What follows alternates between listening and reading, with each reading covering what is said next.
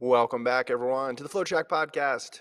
FloTrackPodcast@gmail.com is our email address. Special shout out to people watching live on YouTube, which you can check out every Monday, Wednesday, and Friday on the FloTrack Podcast YouTube channel. Weren't live on Wednesday because producer Colt was out there spreading his wings, doing big and awesome, important things. But we are back. Gordon Mack, how you doing? This is episode number 435, and this is Mm-hmm. probably going to be the most jam-packed episode of all episodes because Mm-hmm. one, we're already having track meets go down. Like there's stuff happening all over the country. There's crazy Mm-hmm. stuff that's about to happen tomorrow, and Boston Marathon's on Monday. So it's Mm-hmm. kind of wild with the bout of track season. Outdoor season is officially here, in my opinion.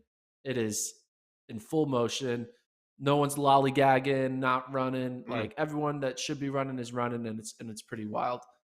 And we had a crazy Bryan Clay Invitational Thursday night special last night. Talk about that on the pod. But yeah, so much to talk about, and I'm excited. Mm-hmm. Actually, also special shout out because our YouTube video is labeled New York City Marathon Recap, episode 369 for some reason. So if you're very confused watching on YouTube, uh, that is why. For a moment, I thought it was an old episode, but then I realized I have the same shirt on. And what would the odds have been if I was wearing the exact same shirt? That would have been completely bizarre. Gordon, you going to handle that? Guess you can handle that while I I I can't you can't handle it. handle it. I have no idea how to access YouTube. Our producer who handles our YouTube is not around, so we're just winging it. So yeah, Gotcha. I have no All right. idea how to do that. So the people will have to figure out that it's not New York City Marathon happening. Chad is very confused at this point. Real ones will understand. The people who are really logged in and will know that this is not New York City Marathon recap.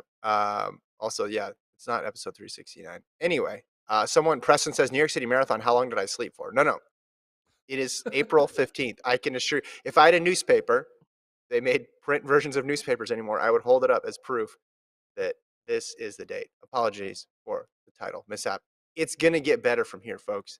This pod is only going to improve from here. Gordon, pickup contest. Break it down for us. Yeah, so we have another pickup contest. Again, if you get 2 questions right, you're in the running to win. These 2 questions span from Saturday and Monday.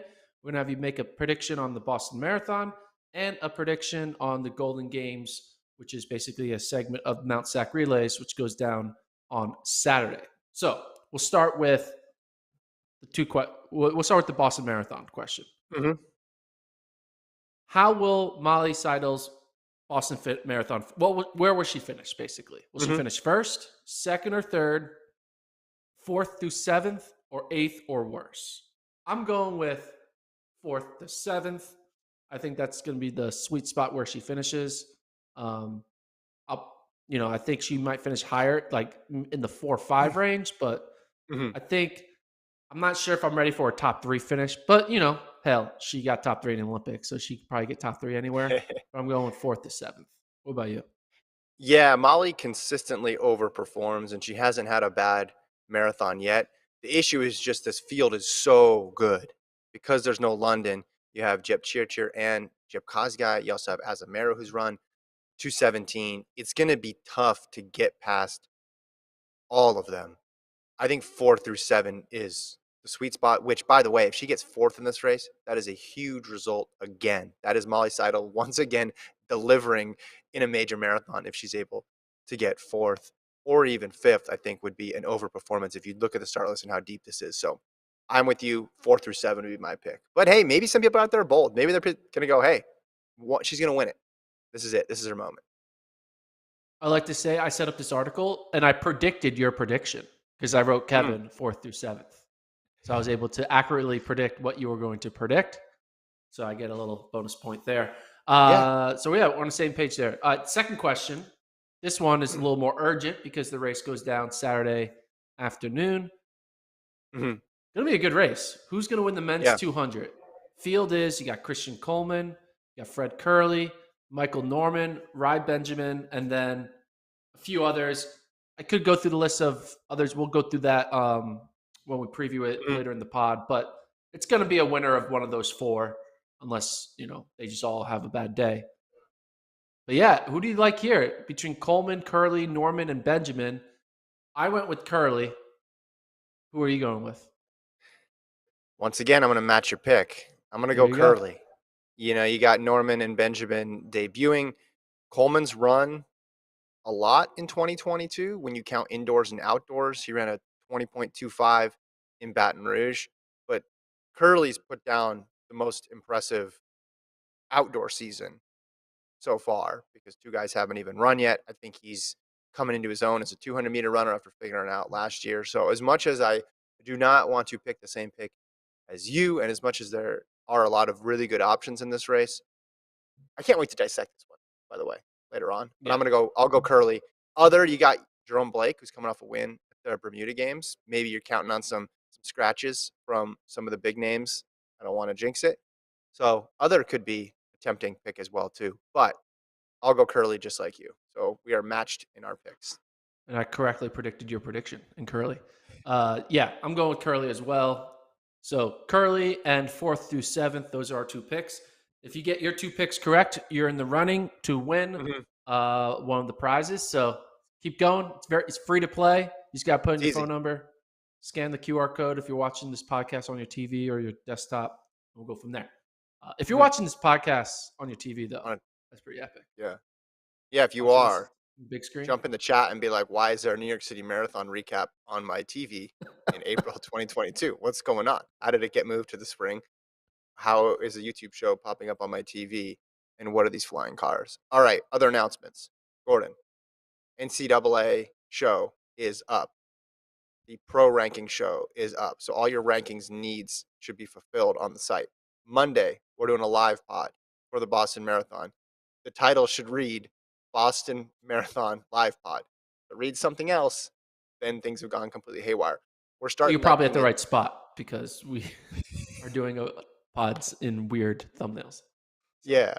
So 8:30 a.m. Central is when we're starting, which is a couple minutes before the start of the race, and we'll go through the whole marathon. We will talk you guys through it. We will not be showing the race live, but it'll be a fun place to have a good back and forth. Jump in the comment section, ask questions, interact with the other listeners. Also, Gordon, tell me if you think this is a bad idea or not, because Mount Sac is going to be a pretty big meet, and there's also some other big races around the country. Like during the marathon, when there's some slow points, we'll probably talk about some just regular track stuff too. Correct? correct. Sure. I mean, I'm Why cool with not? whatever. If you want to do something, I'll do it. I mean, Okay. you're half of the pod, I'm the other half. So if you want to do Hmm. something, we'll just roll. So yeah, I Okay. don't I don't make the rules. We make the rules. I'm just We'll let thinking the if we have a chat. Mount We'll let the chat make the rules. The chat can tell us what we should talk about. if we have four guys under 19.8 in that Mount Sac 200, we're going to want to talk about it, is what I'm Yeah. thinking. And we're not going to want to wait till Wednesday to talk about it.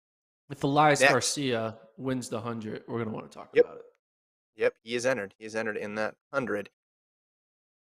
We got an amazing kick to talk about from Bryan Clay last night. Bringing back kick of the week on the FloTrack podcast.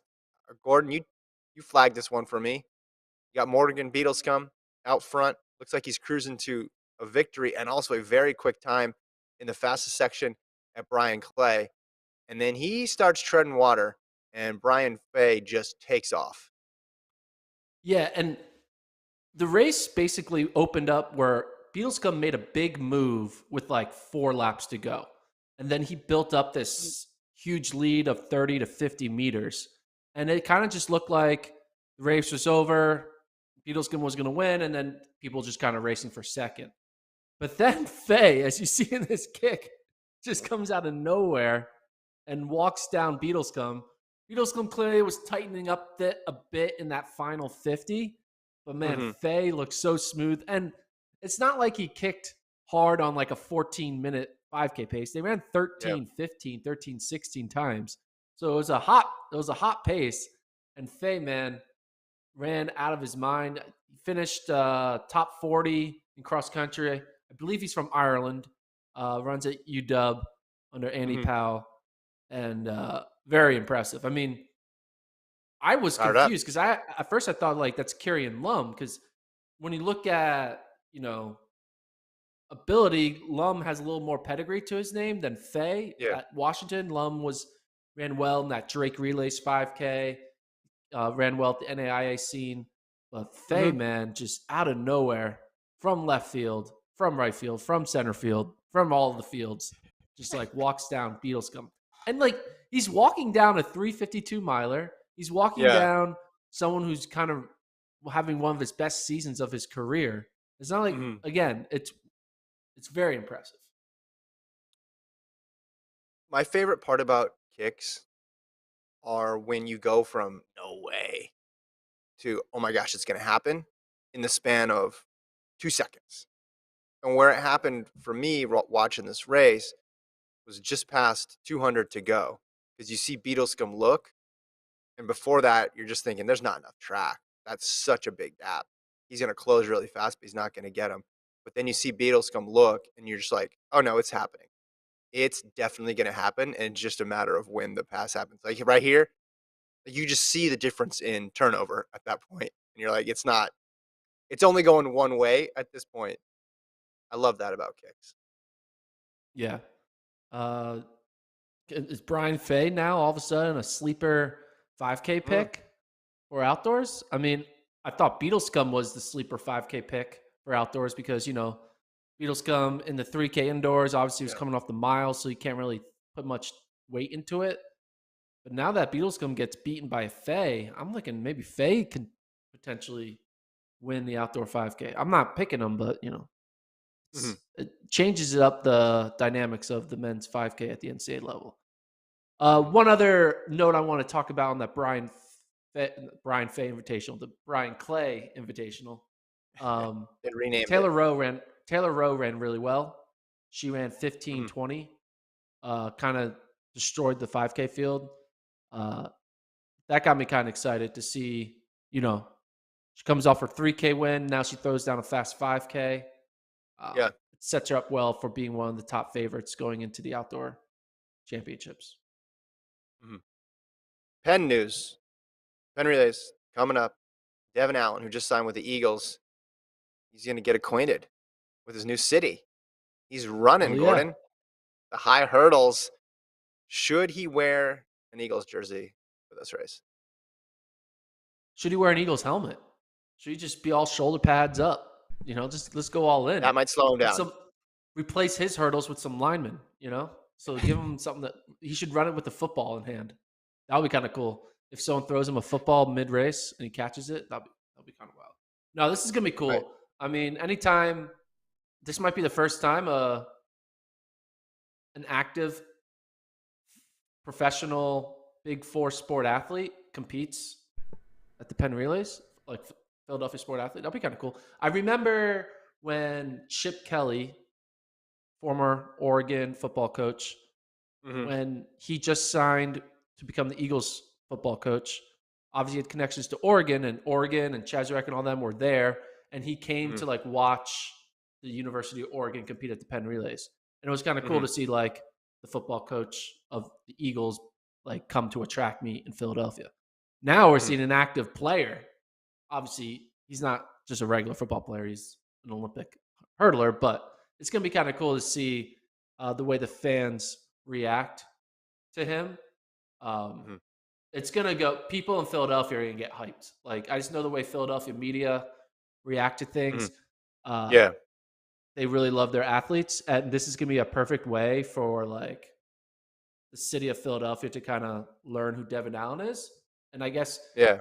a lot of the Philadelphia diehard sport fans are gonna learn what track and field is in a way. They'll be like, oh. Philadelphia does this cool badass track meet every year. It's gonna Mhm, if he goes in and wins it, it's gonna bring like I think it's gonna have a snowball effect on like now obviously mm, Philadelphia Penn Relays, they're gonna get a lot of fans no matter what. But the people who only know about football or basketball, it's gonna be playoff time for basketball. yeah, It's gonna be cool. Be like, yo, our new kick returner just won this track meet in our backyard. It's gonna be yeah. pretty cool for them. Do you think if he rips Ben Simmons in the post-race interview that Philly fans would like him even more? Like, should that be a move that he makes? Yeah. I mean, there's a lot of Okay. things you can do that can make you loved by Philadelphia fans. Mhm. For those who follow Philadelphia sports, Philadelphia third baseman Alec Boehm a few days ago found a way to be loved by Philadelphia in the most unusual way. So um, he basically told the entire crowd of Philadelphia fans that he fucking hates this place, and it was caught on camera. And then in the post interview, he said, "Yeah, I said it. I didn't mean it. I love this place. I was just upset with myself." And now Philadelphia gives him a standing ovation every time he plays because Philadelphia fans are weird and they also hate their own place. And when the players, it's like a weird way of connecting. Self We're a weird self-loathing. bunch of people. Yeah. Anyway, this isn't a Philadelphia Other sports podcast. This is a track and field podcast. But when Devin Allen is running at Penn Relays, it becomes a Philadelphia sports podcast. Other Penn news wanted to mention, they announced the high school fields, so you can go check those out. Juliet Whitaker running the mile. She's run 201, 438. Gary Martin is in the mile. He just ran a 4 flat. Gavin Sherry, who was third at East Bay, he's running the 3K.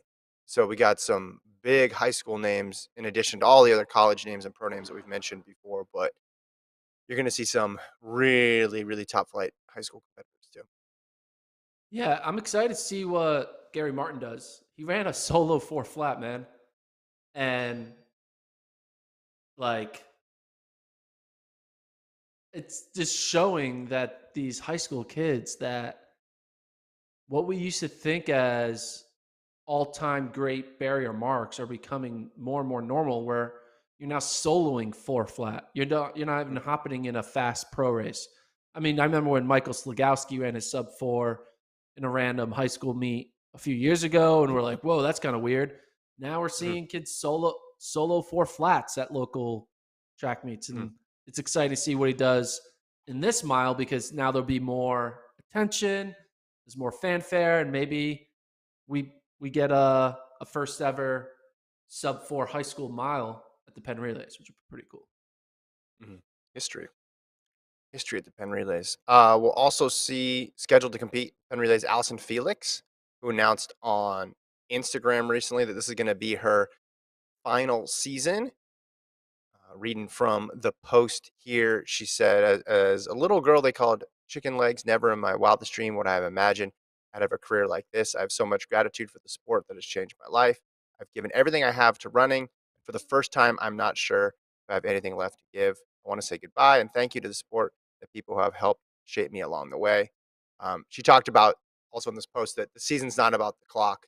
So it's just about her getting out there and competing and running. And knowing the type of competitor that Allyson Felix is, Gordon, the fact that she's saying it's not about the clock kind of gives you an indication of what she thinks her goals and expectations are for this year. She hasn't released a full schedule, so I don't know if we're just going to see her at a couple meets and then she'll run at USA's, or if she's going to run post USA's as somewhat of a farewell tour. But as someone who likes closure with athletes. Like I enjoy when I know, okay, this is going to be the last go around. I don't like the surprise retirement announcement.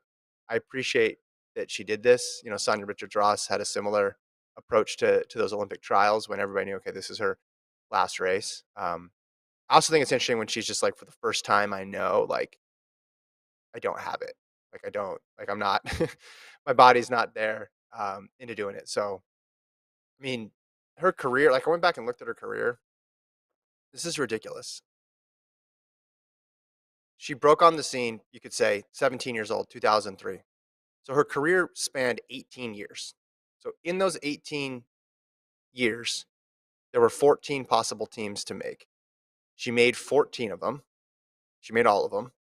She ran an individual event in 13 of the 14, and she won an individual medal in 11 of the 14.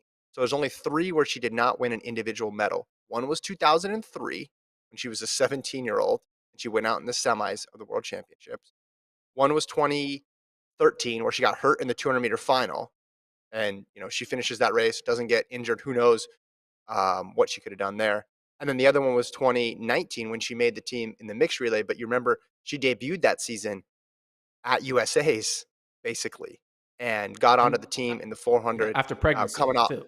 yeah, Yeah. coming off after that traumatic experience, giving birth. So you look at it from that perspective, and it's really hard to put it into context because you see phenoms, right, who have and successful phenoms have awesome careers. They make 2 teams, maybe 3 teams, and then you see people who come on late in their career, and they were a late bloomer, and then in their late 20s and early 30s, they want to have a great career. Felix was both of those things combined, turned up to the maximum possible level here. Because if you think of our current phenoms, let's just take one man, one woman for the U.S. Let's take Aaron Knighton in the sprints. Let's take a Thing Mo in the mid distance. Now, Thing Mo won a gold. Aaron Knighton, you know, didn't. But they're both. You can both say they're both promising athletes. Both really young.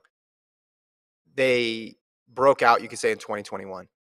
They'd have to compete to match Felix's career. They'd have to be relevant, be in the medal picture until 2039. 2039. Do you know how old Gordon Mack's going to be in 2039? Do you know how old we're all going to be in 2039? It's crazy to think of it in those terms. So, yeah, Felix's career, I mean, I don't know, the historical comp, you could almost say it's something like LeBron, where they come in with like these high expectations. They have setbacks, but they also reach the pinnacle several times. The career isn't perfect, but it's, you know, the longevity and just the meeting of expectations is what stands out the most. I'll be first to admit I was a little not harsh, but like I was zigging while everyone else was zagging on my Allyson Felix takes for the past few years. You know, I always want to be first on predicting the end of an athlete, and I wasn't good at that. I was a little 3 years early on that prediction. I think it was Hmm. because of 2019. I was thinking, oh, she didn't make a individual event, so what are the odds? She's old, and then obviously she shattered those odds in 2021 when she won an Olympic medal Hmm. individually. Uh, but my my thoughts on her over those past few years are not really indicative of my thoughts on her over her past 18 years. She clearly is based, like you said, laying out her longevity, going 14 for 14 on making world Hmm. teams. Only time she's not medaling at the world level is because either coming off a pregnancy or injury or being 17. Like, Yeah. so it's not like she always had like a legit normal, yeah, I'm hurt, or literally, hey guys, I haven't been training as long, or I'm 17. There's good reasons not to be top 3 in the world. Um, Hmm. but yeah, when you do look at her career, when it's all said and done, it's going to be a career that very few ever replicate. Hmm. You Yeah. know, because Yeah. of it's so hard to be on top of your game year in and year out 3 times every 4 years. Like, it's very hard. You know, Hmm. you talk about LeBron. I mean, it is LeBron-esque. I mean, when LeBron made the finals for like 8 straight seasons, was it 8 or Hmm. 9? Even though he didn't win every time, to make the He's, finals 8 consecutive years in a row yeah. on a different team, from Miami, Cleveland, then Lakers, like that is insane. Hmm. And no one's ever going to repeat that because there's just so much chaos that can happen in a team sport. And you could say Hmm. the same thing about Allyson Felix. It's insane that she was healthy and fit enough to elongate a career for 18 years. Yeah. My So main this thing, is yeah. Oh, sorry. Well, this is starting with '04. Let me just read these medals. This is all 200 and 400. Silver, gold, gold, silver, gold, silver, bronze, and 11. So she got 2 there. Gold, then hurt, gold, silver, bronze, 2019 season, bronze. It's hard enough to make the team. It's hard enough to make the final at the World Championships at Olympics, but to come away with a medal virtually every single time, it really is like people wonder why, now, like, why does Allyson Felix get so much media attention? Look at how long she's been in the picture. Look at how long she's been in people's lives. winning medals, not just making teams, but winning medals. And even if you only paid attention at the Olympics, so that's the only time you paid attention. This is what you saw. Allyson Felix win a silver in 2004. In '08, she wins silver in the 200 and then gets a relay gold. 12, then she gets the gold. And the story was, can she finally get the gold? Even though at that point she was 26 and had world championship gold. But if you're just paying attention to the Olympics, that was the storyline. She finally does it. She gets her gold in 2012. Adds on 2 more relay golds. Then you see her in 2016. She gets the silver in the 400. Remember that race? Shani Miller-Weibo, all the controversy with the dive, right? All this attention, all these big time races around her. And then she gets the relay gold as well. Then you go to 2021, her one last ride race, and she's able to still summon out a bronze. Like, she was in people's lives for those 18 years and just never really disappointed, and was always in these high pressure situations able to perform at a high level. And just for track, it's just it's just rare to see that in track. Yeah, it's very rare. I want to know. She said in her retirement statement, "Not running for the time on the clock. I'm running for joy." Mm-hmm. Now this just makes me think. All right. Well, How fast is what joy? for? Wait, how fast is joy? Yeah, how fast is Over under. joy?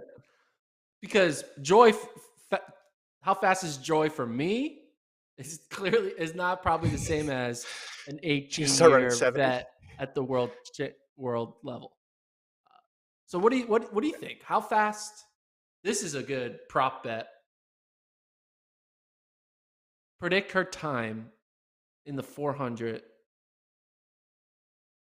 Predict her USA's. PR. Predict her season best this year in the 400. I think she can still get out there and run a 51. I have no idea how much she's been training, but I also Exactly. think There's unknown. she's in What's yeah, joy? What's the joy? How much joy do you but train? she's enough of a competitor where I think she's not just going to go out there and jog. Now, see, if it was me and I wanted to milk it for all it's worth, I'd go out there the last one, run 95 seconds, just soak it all Just in milk as I it. go around the track. But I don't think she's going to do that. Listen, part of me thinks ultimate zag here. Ooh, She's going for it. She's just laying low. she's fit. No. Drops like a 49.8.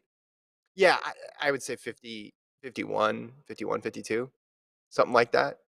I guess we'll see at these other meets. I don't know how long the season is going to go. With Richards Ross, am I remembering right? She actually got hurt right before in 16. I seem to remember she ran 100 going into the trials and then got hurt. So then she just went out there one last time, and it was an appropriate send off. Like, it was befitting of her career that she would go out in front of a packed house in Hayward Field. Yeah. Oh, she didn't. She pulled up. She didn't finish. I'm Yeah. just yeah. What is joy pace? That's what I want to know. Like, Yeah. you Yeah. got fart like pace, you got race pace, and then you got joy pace. I don't want to know what joy pace is.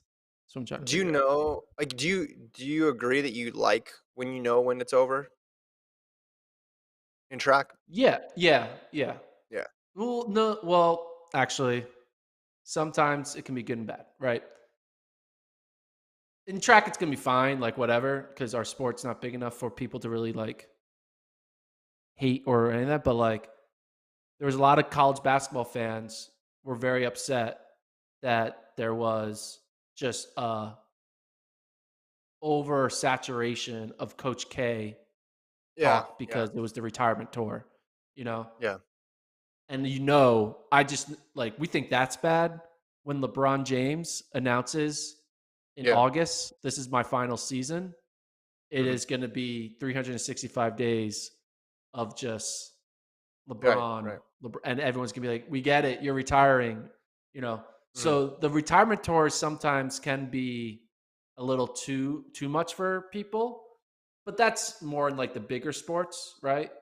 Hmm. Um I think in track, it makes more sense because no one really in track is ever going to retire at the peak of their ability, the way like a professional athlete Yeah. might in other sports. Like you're not gonna have like a John Elway type moment really in track because if you're on the verge of retirement, you're also not likely to be making world teams, right? So Yeah.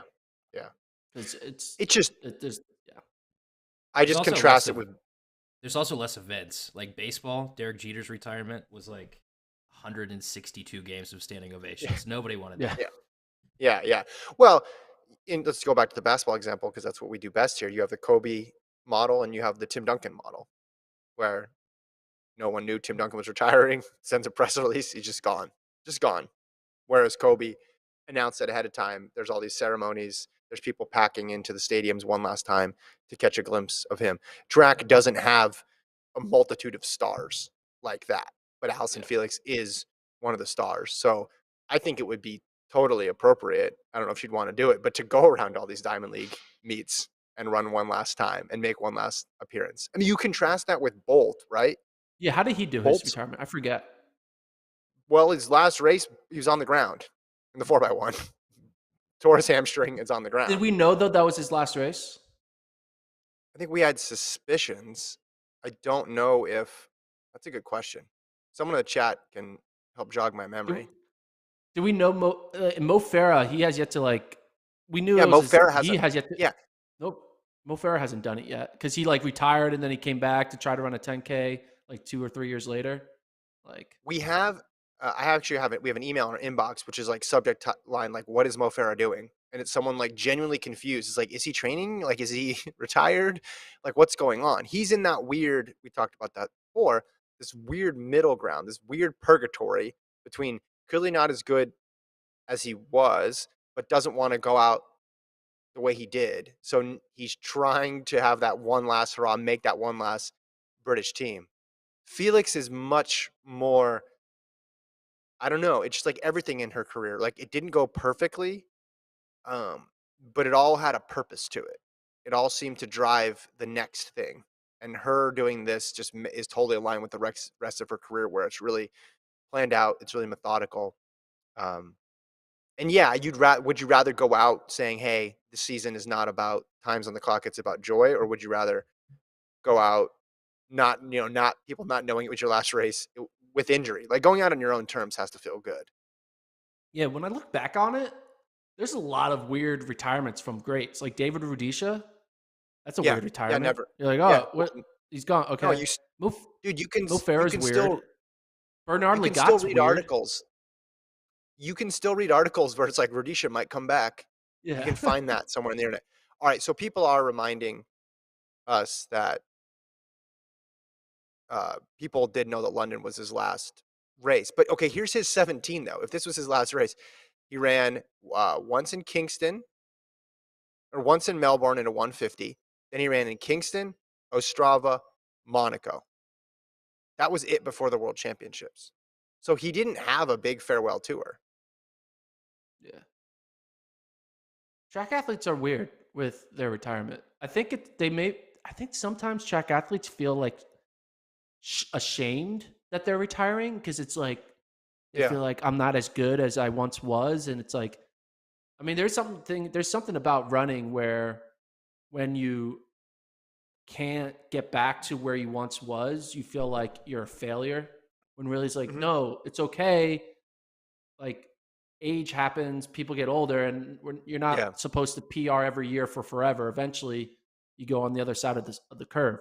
Um, Yeah. and I think some athletes have a hard time like recognizing like because it's not like they work out less or like start slacking. They work out just as Yeah. hard, but the exact same workout just doesn't return Yeah. the similar result because of age and Exactly. injuries. But yeah, I like They the try to way chase Felix it. is doing it here. It's like it she's being upfront about it. She's not trying to like. I think it's good that she put in the line. I'm not racing for time. I'm racing for joy because then it yeah. sets up the expectation, and there's not like a. Yeah. It also sets it up for a surprise too. So, like you said, I do like the whole. She could be clowning us. I mean, she's like, I'm going to tell them I'm running for joy. Yeah. Meanwhile, I'm Yeah. doing, you know. cut down Yeah. 300s at 49-second pace. So I know that we knew it was Bolt's last season, but just like the last memory of Bolt having to get carted off the stadium. He's not walking out, Yeah. right? He's limping out the stadium. I kind of like that though too.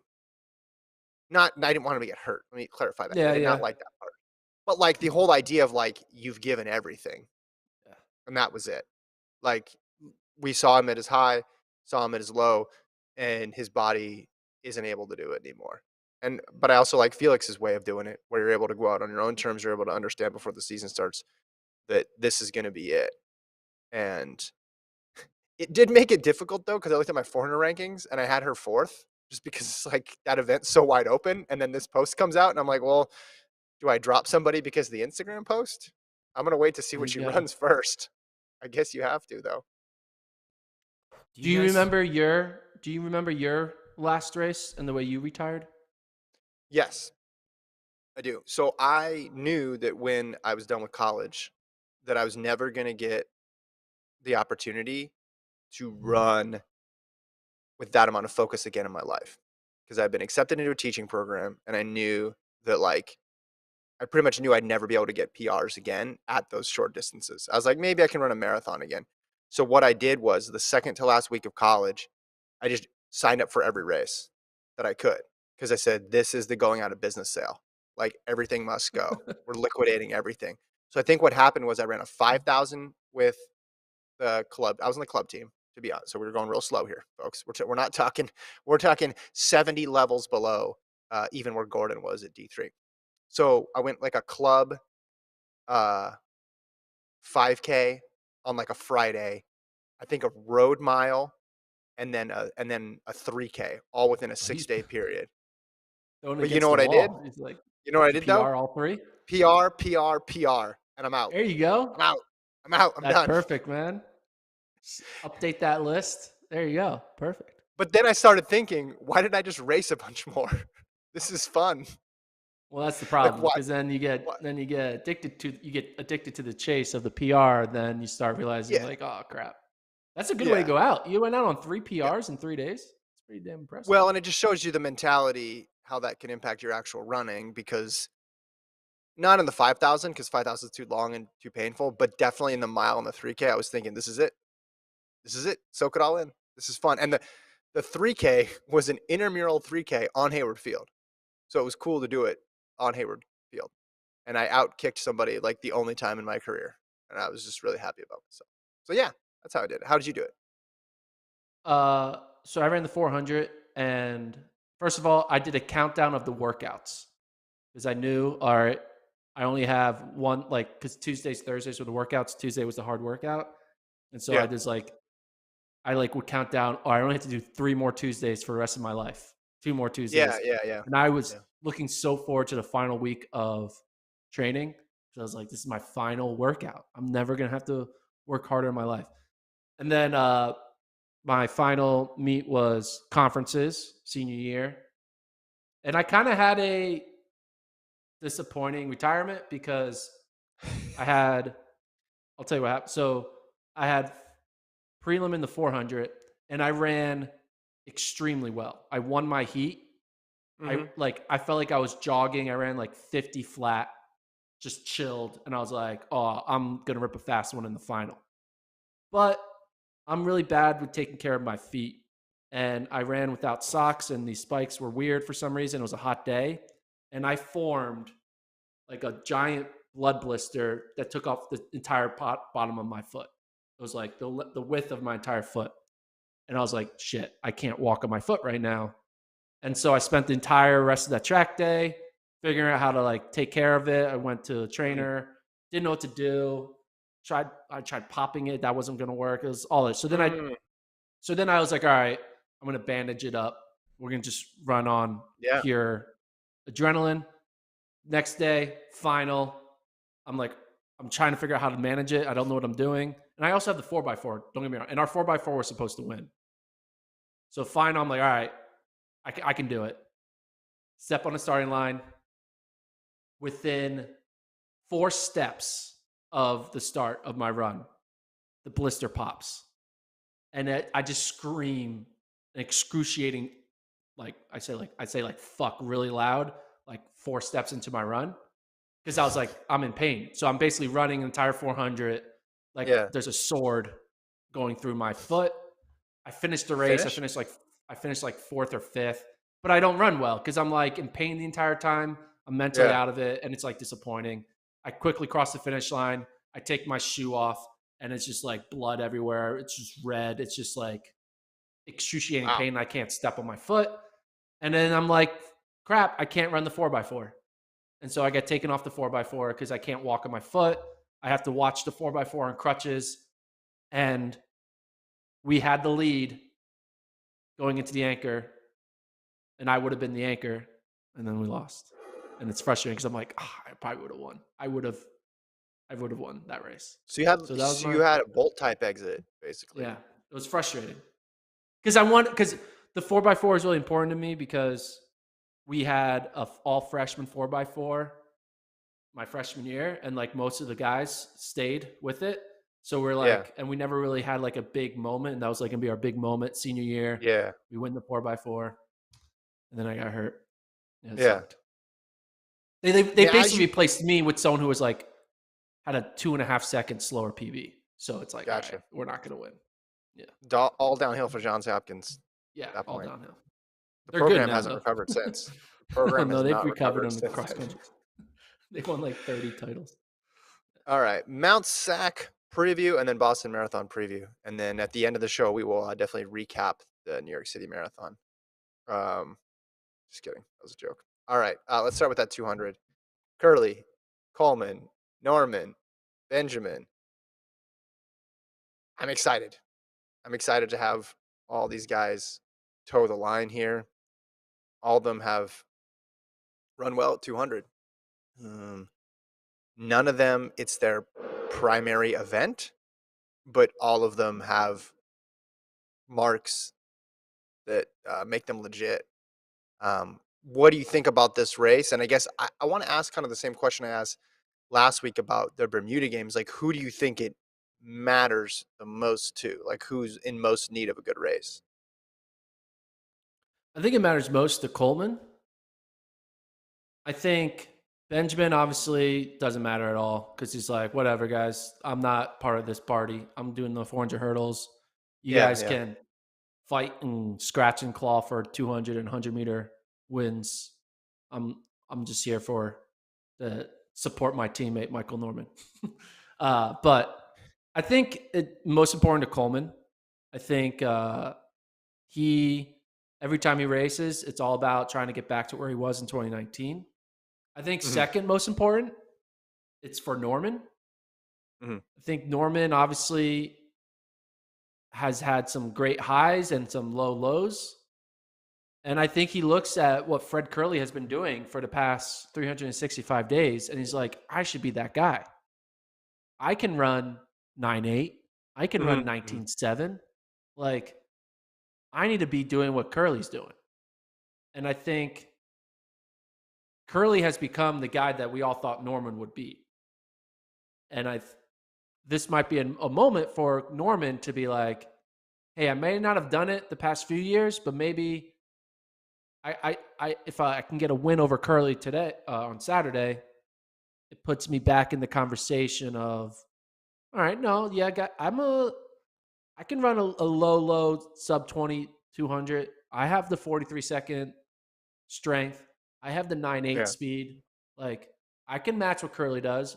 I may not be able to win a 100-meter dash the way Curly does, but he's getting closer. The 200 might be Yeah, more of a sweet spot for me to tackle it. So I think Coleman, because again, he needs more races under his belt, and Norman, because I think he needs to kind of prove to the world that he can re-enter the Curly category.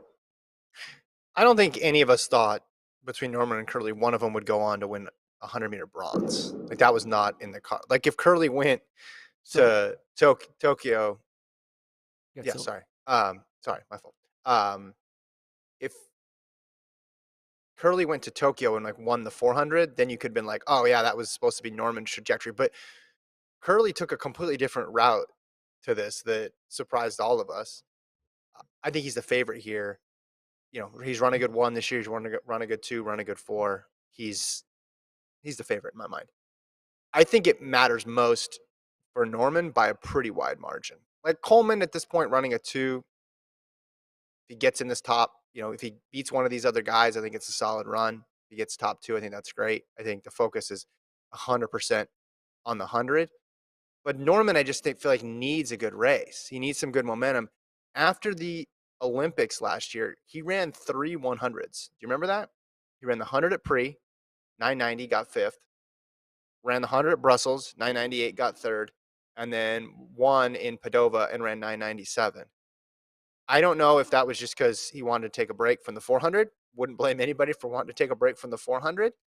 Or if it was a signal that maybe he's going to try some shorter stuff or sprinkle in some more 200s this year. He didn't run a single 200 last year. In 2019, he ran 2 of them, and that's where he ran his PB of 1970. He's a good 200-meter runner. So whether or not you're looking at this from the perspective of, hey, can he contend for 200s? I know his coach has said he's still focused on the 4. Or you're looking at it from the perspective of, what does this mean for his 400? I just think he needs like a positive performance, like a really solid performance. And that includes beating most of these guys. Yeah, because Coleman is more focused on the 100. I can see how Norman is a more important stakes for him. But at the end of the day, it is only April. Not that we should belittle our sport and just like throw it all out. But who cares who wins or loses? It's April. I mean, that's what's going to happen though. Whoever loses this race is going to say it's April, and whoever wins this race is going to say, "You're damn right, I won this race." So, well, okay. Look at Norman's history though at Mount Sac. Yeah, he has a good history there. Fastest time of his life in the 400, 43:45. So he can run fast, and he can run fast early. Women's 100, I saw Elaine Thompson-Herah was a late add to that, along with Tiana Daniels, Tamara Clark in there as well too. What do you think Elaine Thompson-Herah runs? I think she's going to go, let's say 10-8-8. I think it's going to be faster. We had those college kids run 1086, albeit wind aided a bit, but I'm talking about legal win. You want to talk wind aided? You want to talk Bermuda wins? You want to talk 5 meters per second at the back? Well, then we're talking 10-6. I just want to talk normal wins. Okay, normal wins. Let me look at last year. We need a reset. I think she's going to run 10-7. Last year she opened with an 11-2. In Jamaica? And then she ran 10-7 but that was wind aided in Claremont. Her first I think she runs 10-7. 10-7-8. All right. I'll set the over under it at 1085 then. Oh, I'll take the under. I'm hammering that under. Hammer the under. Yeah. I really want to see for the Americans, because that 100-meter field is interesting this year. Because Clark, keep an eye on Tamara Clark. She ran well at Texas Relays. And again, don't forget Tiana Daniels, who, as you said, all she does is do what, Gordon? Make teams. There you go. I was really can hoping that you remembered that. Is it actual breaking news, or are you going to say something like it's actual breaking news? No, it's actual breaking news. Duke has won the game. An NCAA athlete has turned pro. Can you guess who it is? Male distance. Garrett Nagoose? No. Signing with Hoka 1-1, or I guess they're called just Hoka now. Hoka, NAZ Abi Ahmed Nur? No. NAZ Elite. I don't know. Did Brian Fay sign a contract like after the kick last night? Is that what happened? No. Congrats to him if he did it. Here's his quote. Getting this opportunity from Hoka and NAZ Elite gives me a chance to continue my running career. Oh, did you look it up? No, Colt just pulled it up. Shout out to Colt for giving me the answer. Wesley Kipp too.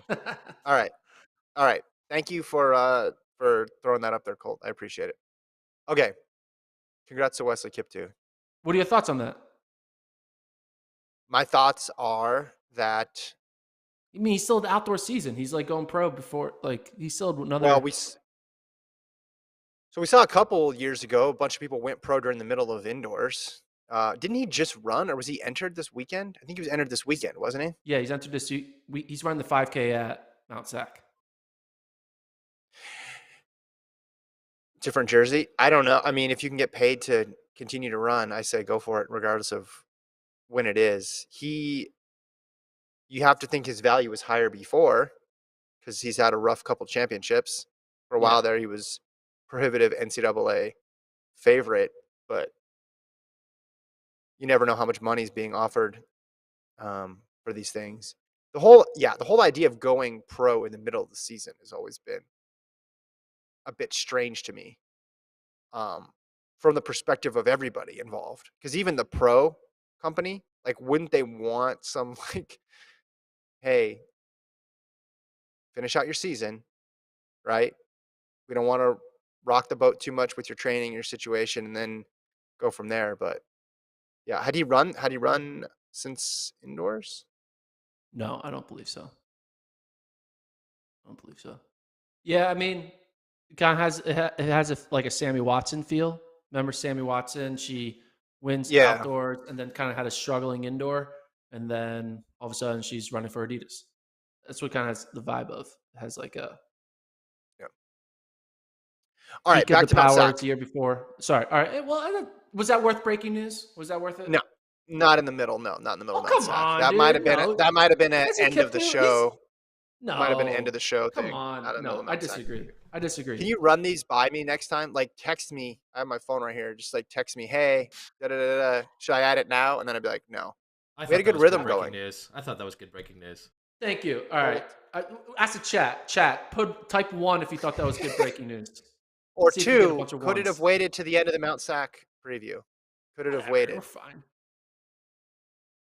I think. Never mind. This All is right. a mega I'm not pod gonna. anyway. This is the mega Well, pod. we need to speed this up.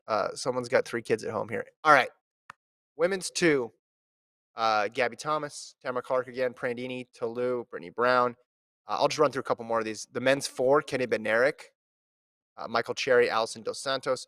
Women's 4, Dalila Muhammad, Shamir Little, Phyllis Francis. Devin Allen's in the high hurdles and the flat 100. Men's 8, Hopple, Jesus Lopez, Isaiah Jewett. Women's 8, Raven Rogers, Sinclair Johnson. And then the distance events, you got some Bowerman people in there with Schweizer in the 5, Crane in the 15, and Jager running his first steeple in a long time. What are you looking forward to there? Ben Derrick in the 400. It's going to be fun because he was a wild 400-meter runner at JUCO his 1 year there. Ran some like crazy indoor 400s. Yeah. I kind of like. I wish Ben Derrick would do the 400 more. I want Ben Derrick to become a 2-4 guy and not a 2-1 guy, but he seems like he's kind of focused on the 2-1. But I think he could be a great 2-4 guy. Cherry, he has that streak, right? What's the streak? He has the 44-second streak. How many? Oh, that's right. We got to restart that. Yeah, Cherry, 44-second streak. I can't. I just googled that. Nothing came up. But Let me see if I can find some breaking news on his streak. do you think he continues it? Yes or no? So the streak was this in all races or just finals? It was all races. Okay, let me count it for you then. I can do this then. 1, 2, 3, 4, 5, 6, 7, Great 8, content 9, 10, of hearing you 11, count. 12, 13, 14. It's 14. Yeah, of 14 course in he a row. does. Yeah. Keeps the streak going. Does the sun rise in the east and set in the west? Of course. I kind of want him to like never run a 45 45 for the again. rest of his life. Like he needs to make sure he always is running 44.9 or better. Like Yeah. that'll be kind of wild. I think the streak continues. I think it's going to be hot pace. Other thoughts? Muhammad running the 400 hurdles. She No, mentioned 400 flat. Oh, she's running 400 flat. flat. Okay. Yeah. Uh, I'm going to put her in the rankings, by the way, in the 400 because Yeah? she's running this and she's going to run it at USA's. That's enough info. We That's barely true. get any info about what a lot of these athletes are going to run. So the fact that she's said that, I'm going to put her in there just for fun. I think that's going to be a cool race because then you have Shamir Little, another person who can run a really fast flat 400, but is a 400-meter hurdler. And then you have Francis, who's one of the country's best 400-meter runners. I think that's exciting. I mean, seeing what Devin Allen can do in a flat 100. By the way, Grant's running a flat 100 this weekend too, I think, as well. In Florida? In Florida. So there's a bit of the people doing some off-distance work because that men's 200 field, those guys are pretty much all off-distance. Curly is every distance, so it doesn't matter. And then those 400s, you have Bednarik and Dos Santos running off-distance or off-event. You have Muhammad and Little. You have Allen, Holloway in Florida. It's gonna be cool. Like it's people putting themselves into early season tests, but I think the distances are related enough that we'll be able to learn some cool things this weekend about how the season's going to look.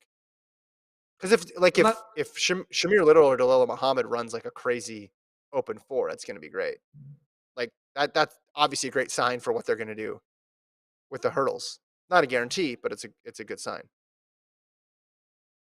Okay. Here's my one thought.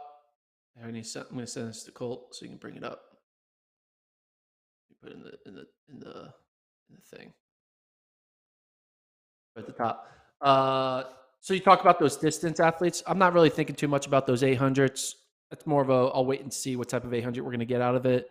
Schweizer and Cranny in the 15 and the 5K. It's, Bowerman doing their whole debuts. You have an unknown. But I do want to talk about Evan Jager because he already ran his steeple. He ran it yesterday, and he lost. And he ran 8:30. Oh, I didn't even. Yeah. I did not know that. He ran a time that looks like a college time. He beat a D2 athlete by less than 2 seconds. Clement, I'm not trying to diminish D2 or in that way again. Big fan of D2 and D3. But he didn't. When you look at that result with Evan Jager getting second run 8:34, does not look like the result of a world medalist, right? Yeah. Now, obviously, Jager has been going through. When's the last time Jager's been like healthy?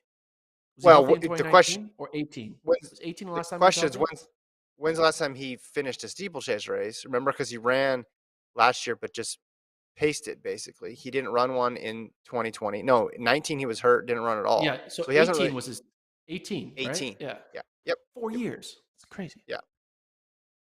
And 18, we he see was an this 801 result. runner.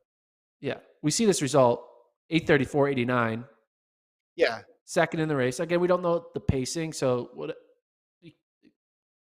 maybe if he was running 8:20 pace, he would also run 8:22 or whatever. But I look at this result, and I think Evan Jager is not the Evan Jager of 2016, 17, 18. It's a 2022 version of him. And I think this result, in my mind, opens the door for the rest of the U.S. steeplers that, like, Jager's not a guarantee to take a slot of the 3 spots, in my opinion. But didn't they know that already? I mean, you talking about 2 consecutive teams, 19 and 21, where he wasn't there. Yeah, I think people have grown accustomed to that. I know prior to that, he had this really long streak and he owned the steeple, and he was basically from 14. Well, from 2012 to 2018, he ran between 808 and 801 every single year. Like, he was a lock for a really fast time. I think he's not an 830 person. He's not an 830 person. But he's also probably not a sub 810 person anymore either. He's somewhere in between those two. He's somewhere in between him at his best and this first race after not doing the event for a couple of years. I disagree with the take that because he wasn't at USA's in 19 and 21, that everyone knows that Evan Jager is not the same. No, I think when you miss a championship, people don't think like you're washed and you don't have it anymore. They just think, oh, he was injured. Like, but you're talking about thinking 35. He's not like an old man. Like, but you're talking about it from the perspective of he's 33. There's this crack open that, like, now there's this open spot that hasn't been. Well, I'm just saying he is 33. I was surprised. But I thought he was like 31. Younger than me. This opportunity has been available there for the last 2 championships. The last team he's made would have been 17, which is 5 years ago now. I get what you're saying. Yeah. Evan Jager, he's good enough. His reputation precedes him that if he enters a race, especially at US championships, you're going to have a hard time saying he's not on the team. All I'm saying Yeah. is we've gone through this for 2 cycles now where he wasn't there. You sent a steeple team in 19 and you sent a steeple team in 21 that didn't have him. So again, I don't think he's not an 830 guy all of a sudden, but he's also a ways from 810 or sub 810. Do you think he makes the team? I guess that's event is so weird, right? Because you got guys retiring who could make teams. Yes or no? Right now, I'd probably say. I mean, is McGorty going to run it? I don't know. That's not the question. The question is, Right will now, he I'd make say the no. team? I'll say no. I'll say no right now. What do you think? How dare you? How dare Well, you disrespect the Evan Jager and the Bowerman Track Club like that? I'm not. Say he's not. He's the American record holder, you crazy man. I'm I'm just giving you a respecting hard time. the event as a whole and its ability to evolve. I'm looking at last year's U.S. ranking. Hold up. No, I've enjoyed watching Evan Jager all those years. Fantastic athlete. Board, Keeter, Updike, Furlick, McGorty, Ali, and Michalski all ran 820 or faster. Sub 821. That group. So, I mean, here's the thing: Evan Jager doesn't need to be 804 Evan Jager or 801 Evan Exactly. Jager Yeah, to he make needs the to be team. 8. He needs to be 8:15 Evan Jager. I'm changing my pick. Oh, already? Look at that. I'm already backtracking. Well, which one of these guys are any of these I guys going know. to become sub 810 guys? You know what? We'll find out. You know where we'll find out? Mm.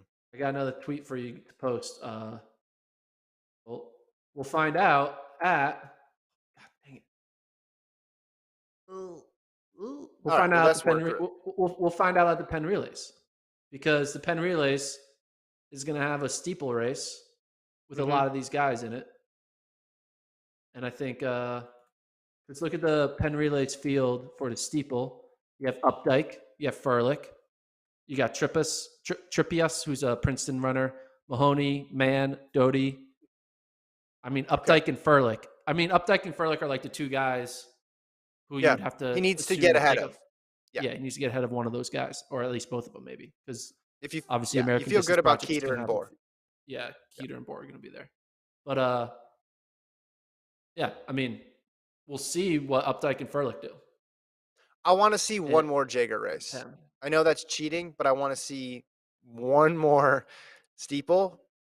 And I think if you told me he's going to run another steeple and he's going to run, even if it's mid 820s, then I'm back in. That's all it takes. Pull you back in. Well, you look at this and you think, okay, well, maybe it is doable. Yeah. Maybe he can run 818.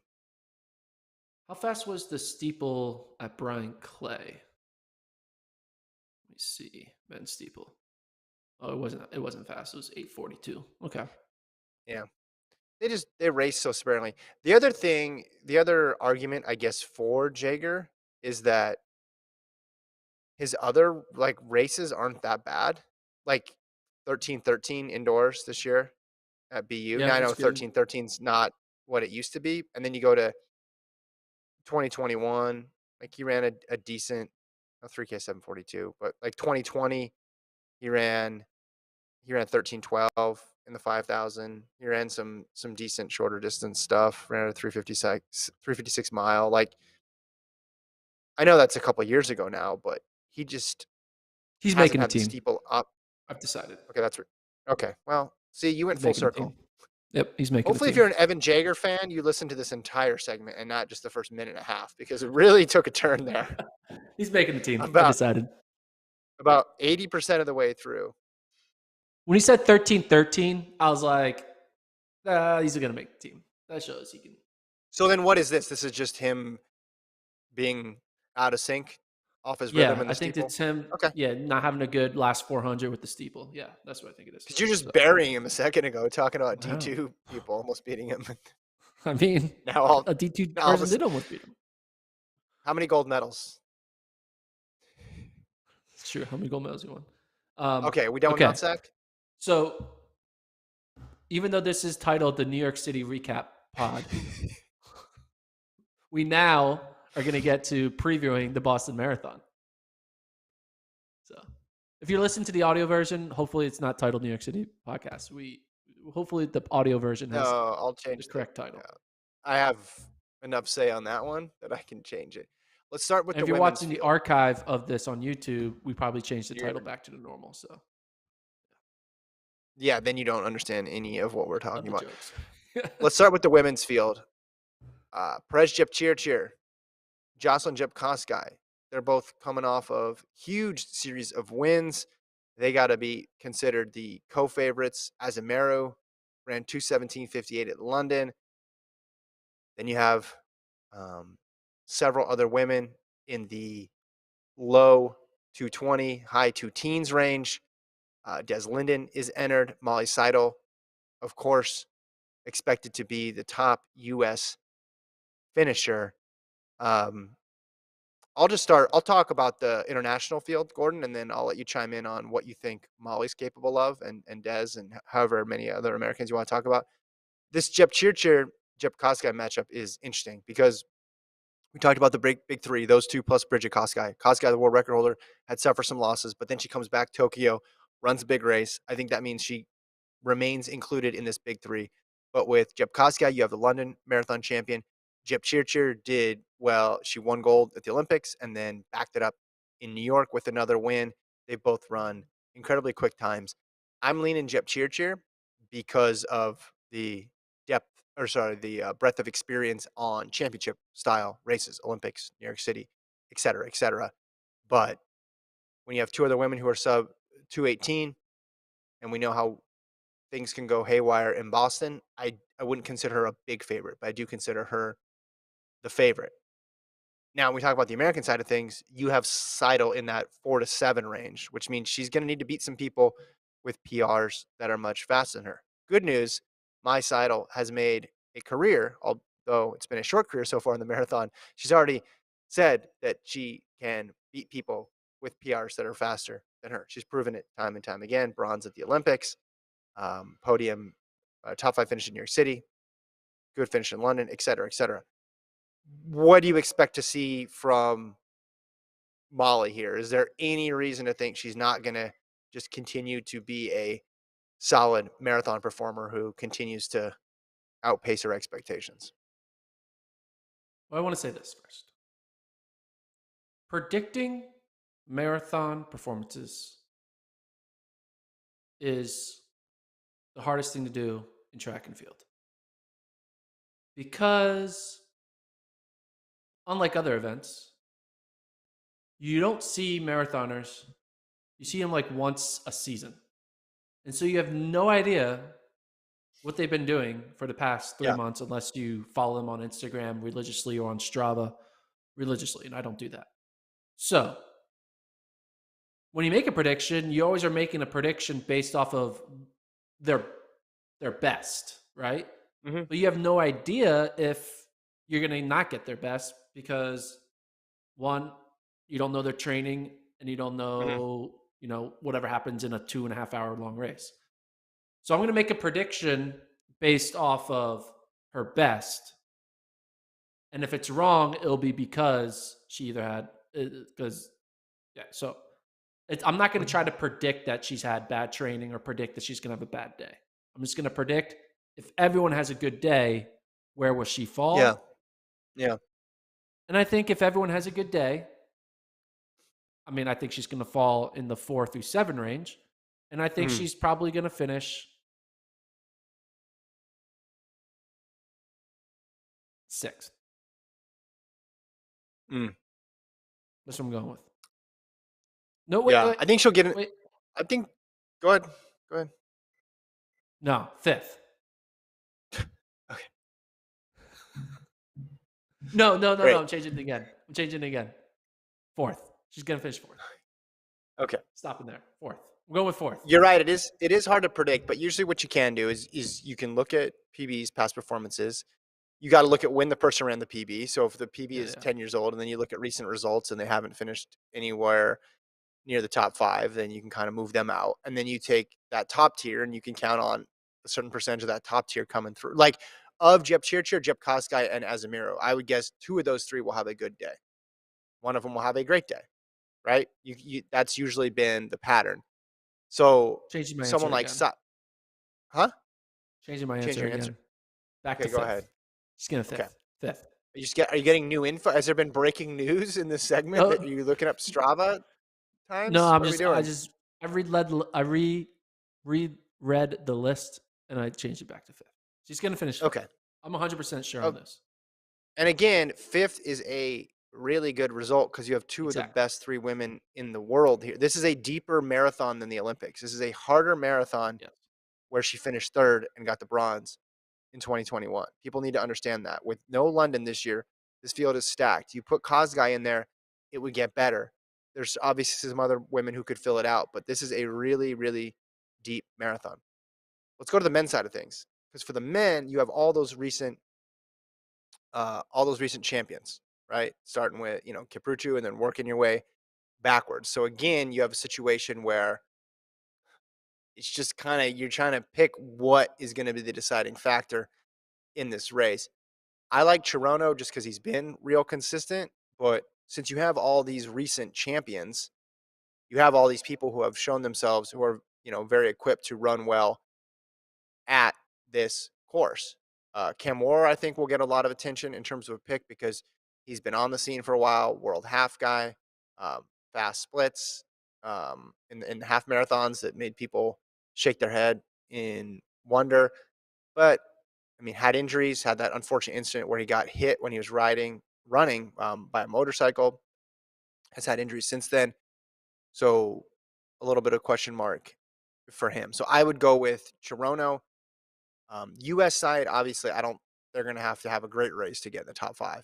This is not the same situation as the women. I think even a top 10 here for the men would be a good result for American runners. This is not the usual Boston Marathon. I'm going to repeat that again because there's no London. This is not the usual Boston Marathon. It is much deeper.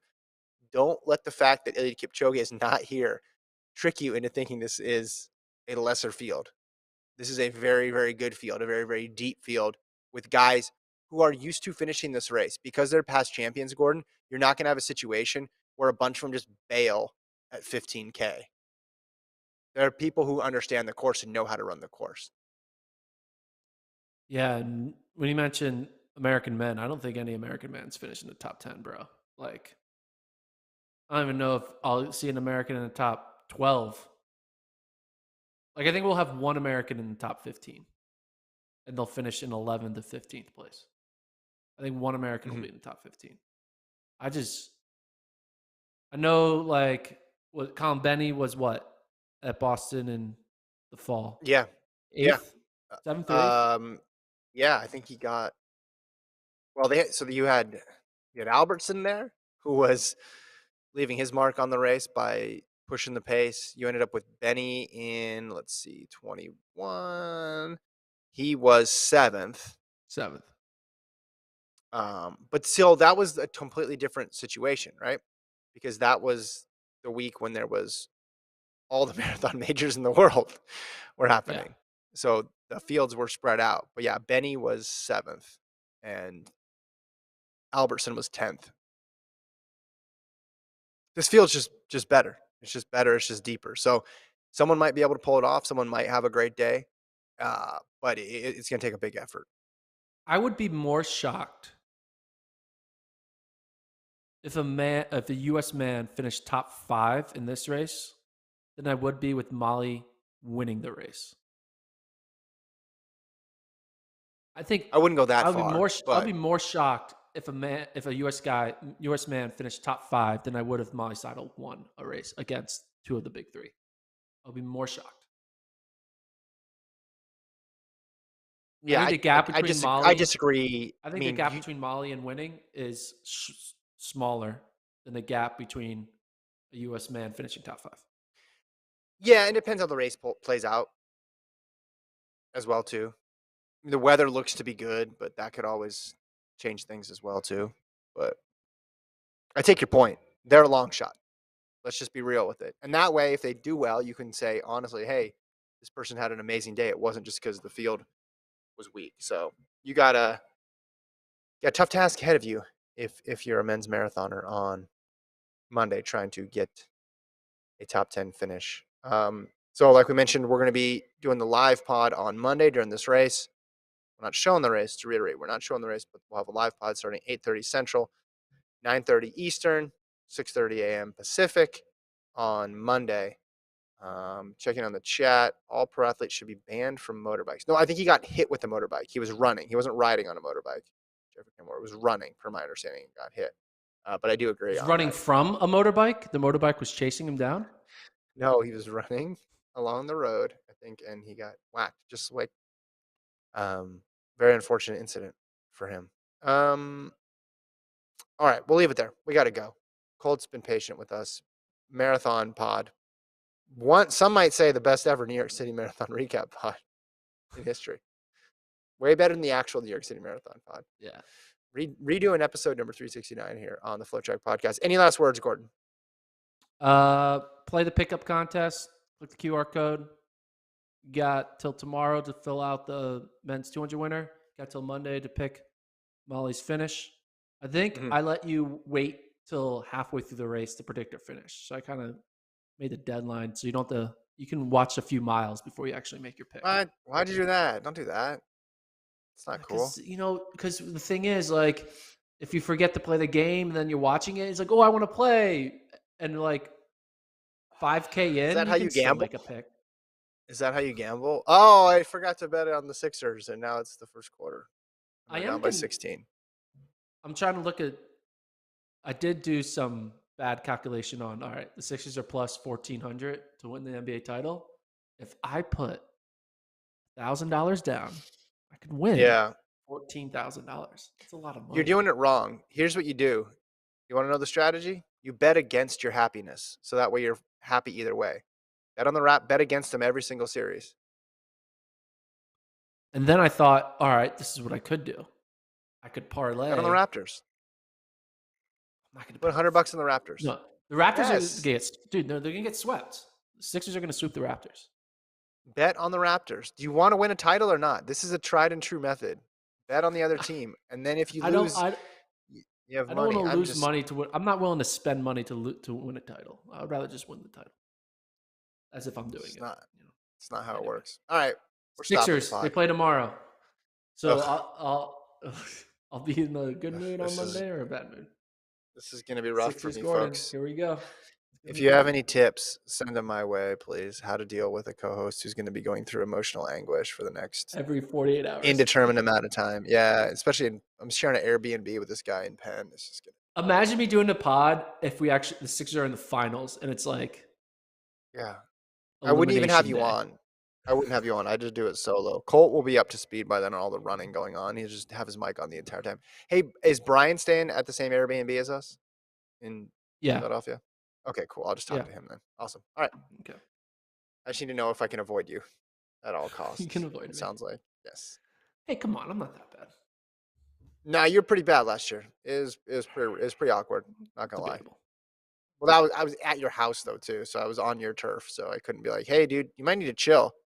And then you left. You went upstairs. It just disappeared for a while. That's what you do. You leave. I left the situation, and you guys get to live a normal life. I did a great. But then the next time I saw you, you were logging on to do the pod, so it was kind of weird. Like, hey, Gordon, remember downstairs 20 minutes ago?